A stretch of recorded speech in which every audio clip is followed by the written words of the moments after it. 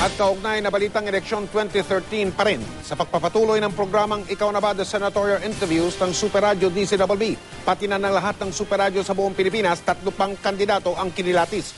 Sumagot ng ilan sa kanila sa issue ng political dynasty at nagpaliwanag sila o iba sa issue tungkol sa kinasasangkutan nilang kontrobersya noon. Nakatutok si Mark Salazar. Aminado si Congressman Jack Enrile na bad boy ang taguri sa kanya nung siya'y teenager pa. Kaya natanong sa kanya kung may kinalaman rin siya sa pagbaril sa kaklasing si Ernest Lucas na nag-gate crash daw sa party niya nung 16 years old pa lang siya.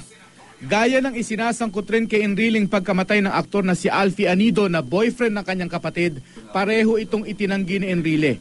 Ang bodyguard daw niyang isang Danny ang may baril nung makipag-away sa kaklasing si Ernest. Medyo umasta na si Lucas, he was going to lunch for me. Opo. Pumagitna na si Danny. Opo. Between me and then all of a sudden, andun lang sa harap ko. At bigla na lang meron ako narinig na baril na pumotok. Nung Huwebes naman, sina Senador Coco Pimentel at si Ricardo Penson ang sumalang. Paglaban naman sa political dynasty ang unang-una sa plataporma ni Penson.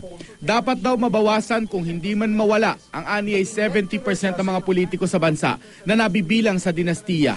There's no such thing as good or bad dynasty.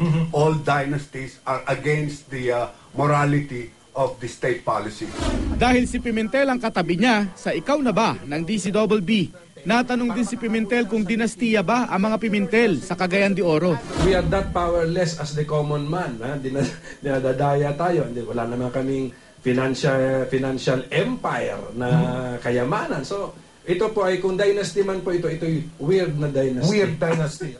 Mark Salazar, nakatutok, 24 oras.